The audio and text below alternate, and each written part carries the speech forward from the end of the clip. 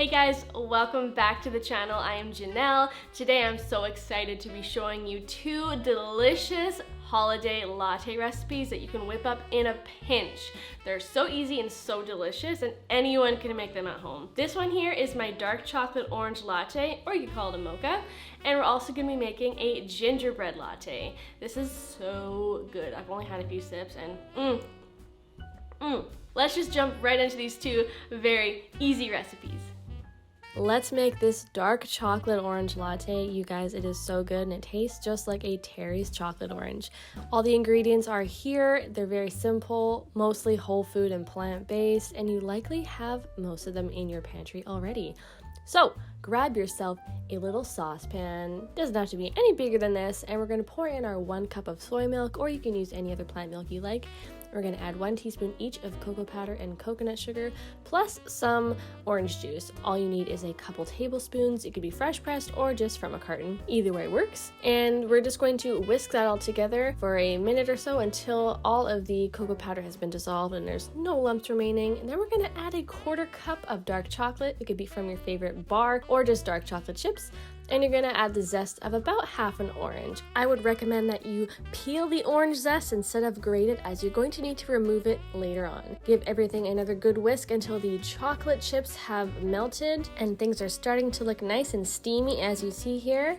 Once it has gotten really nice and fluffed up and hot, turn off the heat and add in your 1/2 teaspoon of vanilla. Give it a quick stir and it's done. You're just going to remove it from the heat and we're going to assemble our latte. Now this next step is optional but highly recommended. If you have a little milk frother like I have here, give it a quick little froth for about 30 seconds until it's nice and, well, frothy. And then we're going to quickly set it aside while we pour in our coffee. Now you can do a strong brew of coffee like I've done here in my French press, or if you have an espresso maker, lucky you can add as much espresso as you like to a cup. Pour in your orange hot chocolate into your espresso, and that's pretty much it. You totally don't have to use espresso as well. This is delicious on its own, just as is. If you're feeling extra fancy, you totally can add a little bit of extra orange zest on top like I've done here. It really adds such an extra lovely little orange kick. It's delicious. This recipe is also very easy to double or triple if you're making a batch for several people. Just simply multiply the ingredients by 2, 3, 4, or however much you want. If you like orange and chocolate together, you're definitely going to want to check out my cacao orange granola recipe, which is linked right here. It would go so well with this latte. Tastes like a Terry's chocolate orange. So good. It's delicious. It's like a hot chocolate with orange and coffee. Who would have thunk it would have been such an amazing idea? I don't know. This would be really good with like orange liqueur in it. Oh my god, I have to try that. If you've recently made a batch of gingerbread cookies this holiday season, I guarantee you have everything you need to make this latte. All you need is a few simple spices, maple syrup, molasses, vanilla, and a bit of coffee and milk, and you're set. Again, for this recipe, I used soy, but you could also use oat milk. Those two I find are the creamiest and lend themselves the best for lattes. And then we're just going to add in those delicious warming spices, followed by our maple syrup for a little bit of sweetness, some molasses for that classic gingerbread flavor, and some vanilla for a little bit of extra fragrant sweetness. Give everything a good whisk until there's no lumps remaining in your mixture, and things start to get nice and hot and steamy, as you see here. And just like with our last latte recipe, when the milk is nice and hot, we're going to turn off the heat and give it a quick froth if you have a frother. You could also use an immersion blender or pour your hot milk mixture into a blender and give it a quick blitz until it's nice and foamy.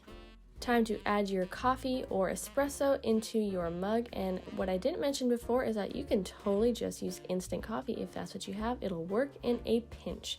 Add in that delicious gingerbread milk that's hot and steamy, and if you're feeling a little bit extra fancy like I was here, you can add a little dash of cinnamon on top or ginger, and hey, if you have a gingerbread cookie, that would be the perfect addition to this cozy little drink. If you're feeling like a little holiday mashup, you could totally try making this gingerbread latte with my homemade vegan eggnog recipe, which I have linked right up here for you. And if you want, you could swap out the espresso for some strong brewed chai tea and make it a gingerbread chai tea latte. Oh my gosh, that would be so incredible. Let me know if you try it. And that's it for this video, you guys. Thank you so much for watching. Hope you loved it. If you did, would so appreciate if you gave this video a big like and subscribe below. We pump out lots of new content every week, and it's the holiday season, and I don't want you guys to miss out on any great and cozy holiday recipes for you. So stay tuned, hit that notifications bell, and I'll see you guys in another video. Bye!